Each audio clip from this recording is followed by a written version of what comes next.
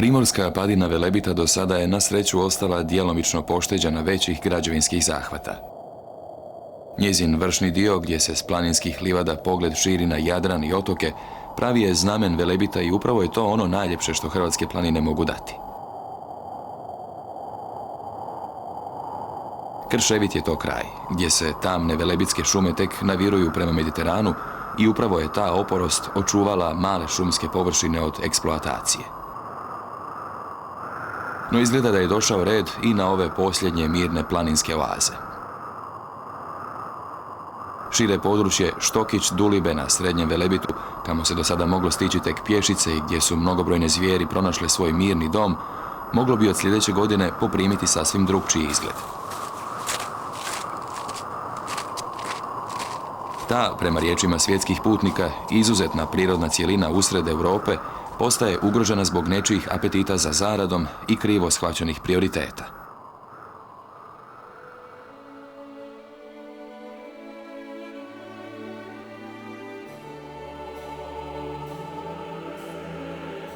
Kasna je jesen 2004. godine. Načuvši vijest da je probijena nova šumska cesta, mala skupina poštovatelja ovog kraja odlučila je provjeriti stanje na terenu.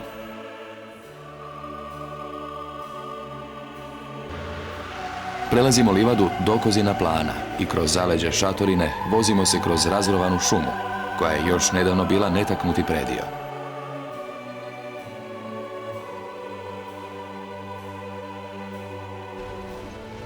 Iz spleta šumskih cesta odabiremo novu, što iznad dubokog dolca traverzira sjeverne padine Ograđenice, vrha što se uzdiže 1600 metara uz primorski pojas Velebita.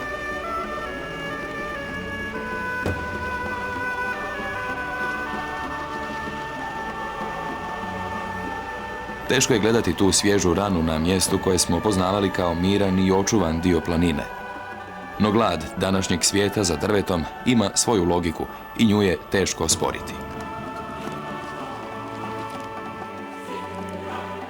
Ono što ovu cestu čini toliko različitom od drugih jest njezin planirani smjer izgradnje u sljedećim godinama. I doista, eto nas na sedlu između Orbazovca i Ograđenice, odakle se kroz Dulibicu za trenutak može sići do Premužićeve staze i najljepših dijelova planine što se nadvijaju nad more.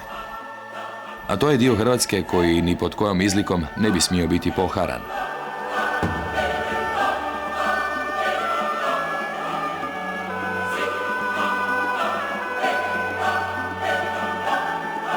Planiranih 3300 metara šumske ceste što se 2005. godine namjerava probiti do Štokić-Dulibe tek je uvod u potpunu devastaciju kraja.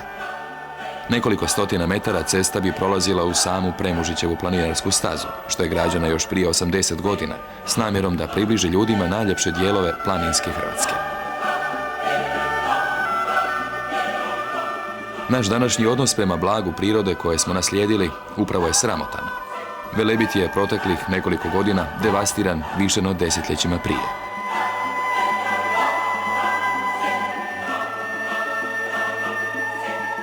Naraštaj ljudi obogaćeni dojmovima i nezaboravnim sjećanjima na ljepotu ovoga kraja sa znatiželjom iščekuju ime.